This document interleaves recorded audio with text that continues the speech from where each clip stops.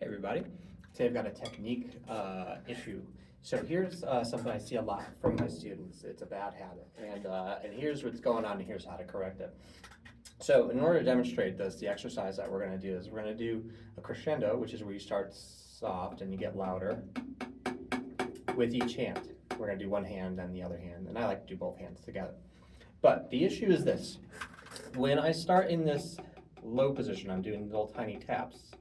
You can see where my fingers are close to the stick, so when I move, I'm either using tiny finger motions when I'm in French grip if I'm going faster. If I'm using this, I'm using little tiny wrist motions, so that the fulcrum is my wrist. Normally or generally, we have a fulcrum here where the stick bounces also, right? So this is going to be the fulcrum here where it's bouncing. My wrist at this point is not. This, I switched. This should not be a fulcrum. This is the fulcrum. If I open up my hand, now I've got two fulcrums. The stick is wiggling here and it's here, and that's not very efficient, right? So the trick is when I'm down low, I'm not going to squeeze the stick, but I'm also making sure that my fingers are close so that when I move my wrist, the stick moves. Now, as I get bigger and I open up, you can see how the fingers are opening up a little bit. The hand is opening up. And what's happening is I'm just allowing the stick to push the fingers so that it can move. Notice it moves up the hand here a little bit, right? If I squeeze it here, it's just getting stuck and I'm choking the stick. So this is what we're trying to avoid, is this Lego claw grip. We don't want this, right?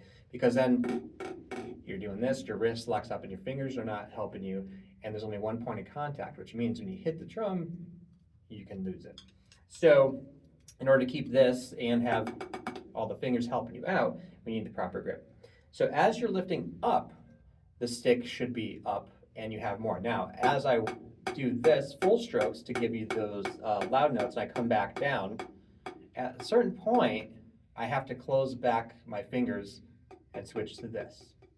So the exercise is this. When you're holding it in the down position, your bottom three fingers, not your pointer finger, not your thumb, are forming a floor, right? The stick wants to fall. This part of the stick wants to fall forward because of these fingers are preventing it. If I move my fingers, the stick's going to fall. My hand right here is preventing this part of the stick from going up. So this wants to fall, this wants to go up. If I let go, it's going to flip this way. As I bring my hand up, this balance changes. Now this part of the stick and my fingers become the ceiling, and this part wants to go up, and this part of my stick is preventing it from going down. So it's kind of the opposite. Now, watch this. As I move my hands forward, at a certain point, the stick gets away from my hands. So once I reach this point right there, boop, the stick moves. Notice, if my fingers don't move with it, that's where we get the Lego claw. So I think that's what's happening to a lot of people. So the exercise is, as it moves slowly, your fingers move with it.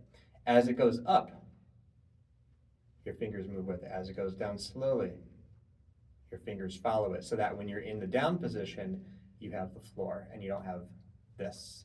So I know it's a weird exercise, but literally what you're going to do is you're going to take your stick upside down, boop, make sure your fingers are on it. As you slowly move down, follow the stick with your fingers. If you're going down and you squeeze the stick, this is what happens. Notice now there's no control of the stick. So as you're doing this exercise, your fingers will be wide open. As you bring it back down, there's a certain point where I have to bring my fingers back in to control it because I feel like the stick's forward pressure wants to make it fall. So your fingers have to follow the stick. So that's the other reason for this grip, the molar grip, is so that your fingers are always on the stick, so you have that sensitivity. They act like little antennas, as opposed to, in addition to, acting to help you with rebounds and things like that, they also to help you feel the sensitivity of when the stick hits. So boop, pushes the fingers open. Notice now I can follow it back down. If I don't follow it back down and I just hit like this, once again, now I've got this claw, and I'm guessing this is a problem for a lot of people. A lot of beginner drummers have this going on. Not good. When this happens, you're squeezing, your wrist locks up, your fingers are not helping you, and this is where you're going to have issues with carpal tunnel. This is where you're going to be breaking drumsticks, breaking drum heads, things of that nature, and honestly working too hard instead of allowing the stick to bounce naturally and then control that bounce, like so.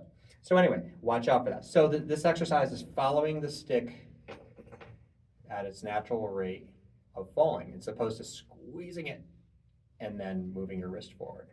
So hope that makes sense. Hope that corrects a lot of things for you. And the exercise, by the way,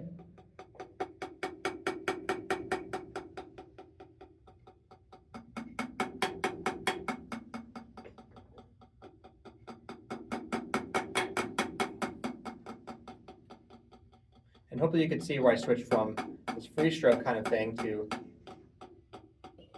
finger control. Anyways, I'll see you next time.